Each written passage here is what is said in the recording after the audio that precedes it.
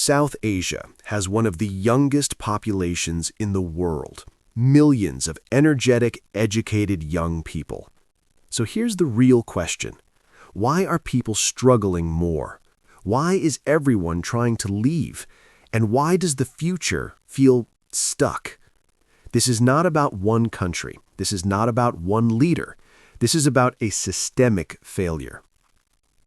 Relatable reality.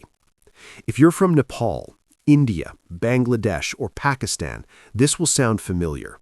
You're told, study hard, get a degree, respect the system.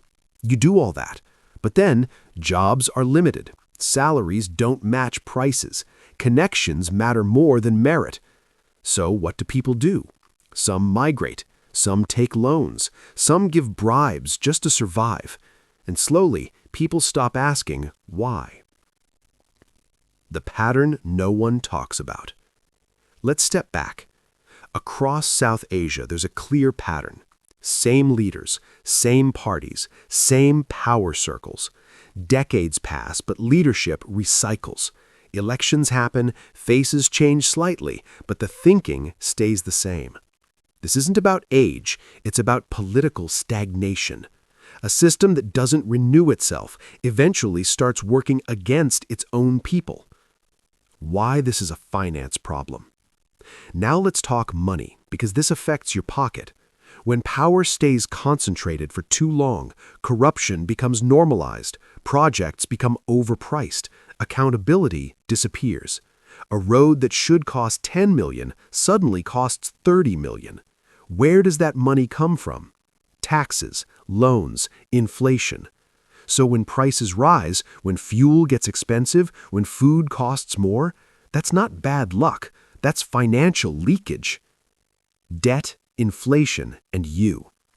Most South Asian countries are now increasing debt, struggling with inflation, and cutting social spending. Governments borrow to cover inefficiency, not to build future capacity. And who pays that debt? Not the politicians, not the elites. You do. Your children do.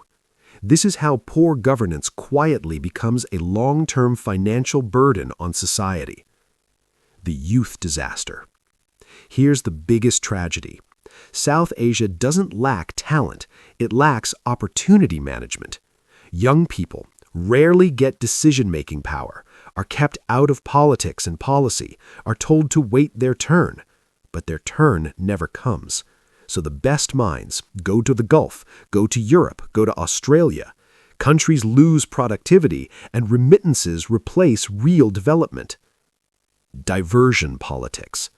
Instead of fixing systems, old leadership often uses distraction, nationalism, religion, external enemies, emotional debates. These keep people angry, not informed. Because an angry population doesn't ask economic questions, and economic questions are the most dangerous ones. Important clarification.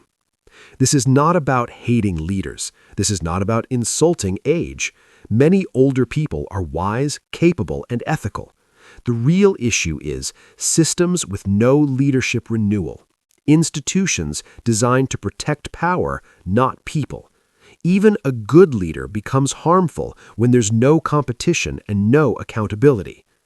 What real change looks like. Real progress doesn't mean chaos. It means transparent institutions, youth inclusion in policy, merit-based systems, economic planning beyond elections. Countries grow when ideas compete, not when power gets comfortable. A young region ruled by old systems will always feel poor, even when it isn't. South Asia isn't failing because it lacks resources. It's failing because systems refuse to evolve. Change doesn't begin with hatred. It begins with understanding. And once people understand the system starts to lose its grip.